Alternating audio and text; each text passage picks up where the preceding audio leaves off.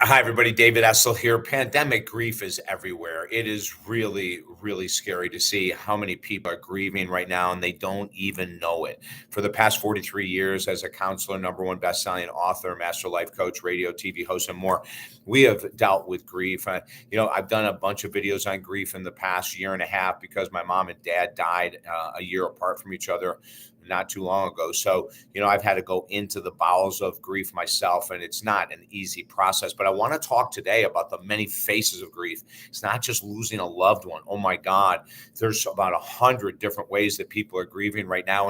And comment below. You have thoughts, you have ideas. I'd love to hear your thoughts and ideas. And at the end, I'm going to tell you about the tools that we have available now to help yourself and to help this world heal are amazing with a brand new certification coming up. So pandemic grief can come up from anything. The loss of a loved one, my mom and dad, right? The loss of a pet, the loss of a house or apartment or a condo, the loss of a job, the loss of a best friend, the loss of our independence, of not being able to travel like we used to, and all those other kind of things. These are all experiences. Not knowing where money is going to come from can create anxiety, but also a form of grief. So grief is everywhere. I mean, and I posted something on Facebook the other day, and I believe it to be true.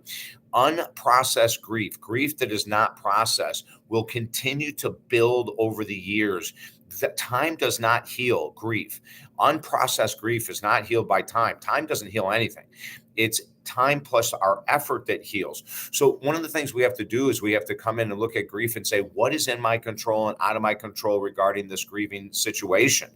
Obviously, almost everything when it comes to grief is out of our control. So when we take that first step back and go, okay, I could not control the passing of my mom and dad in my case, right? So I had to then start to label what are all the emotions I'm feeling with this grieving processes. And this is something I'll teach you in the course, but I'll go through it right away. Like I had a client that lost a dog. And as a matter of fact, the story I write about in a brand new book we have, Helping Americans Heal, she lost two dogs, her job, her house, her husband divorced her. And she was wondering what was going on. I mean, she was in a PTSD grief situation, right? She had grief hitting her from every angle. So the very first thing was we write down what it that we're grieving about. And then we try to create what we call a grief story. The reason I'm so sad about X, the reason I'm so hurt with Y, the reason I feel lost without this person is. So we go into a little bit of a depth. The more you talk about grief and especially write about it, the easier it is to start to move through it. Now, at the end of the grieving process, which can take 6 months, a year, 2 years, I don't put a label on anyone. We should come to the place, not that we've forgotten the pain, you'll never forget the pain, but that we've accepted this as a reality in life. It's not an easy thing to do, but it's one of the many things we're going to teach in our mental health and master life coach certification. You can look below. There's a link there. Go and see it. Oh my God, we're so ahead of the curve. I say that humbly. We have redone all of our manuals to highly focus on what we need right now.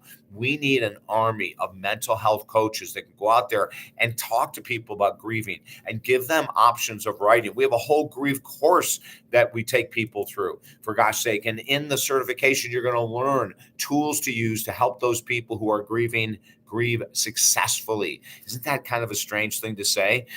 I look at, and this is just my experience with my mom and dad, the grieving that I've gone through, that, and I'll share more steps at the certification. But one of the things I did was I wrote in the beginning all of my sadness. Every day I wrote letters to my mom and dad, the sadness, the loss. I can't believe they're gone, right? And then that started to turn into writing letters of, I really miss you, but God, I remember these great times with you.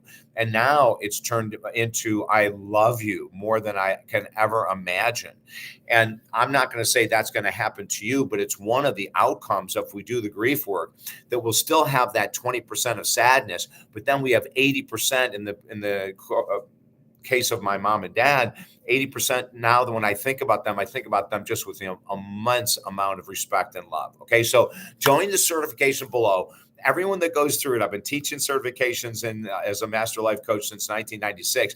Everyone that goes through it says the first thing they say, I can't believe how much I learned that is changing my life, which is so exciting to me. And then the second thing they say is, I can't wait to bring this information out into the world. So check it all out below. Join this channel. Let's have fun together. And I'll look forward to having you at one of our upcoming certifications. I'm David Essel. Have a great day.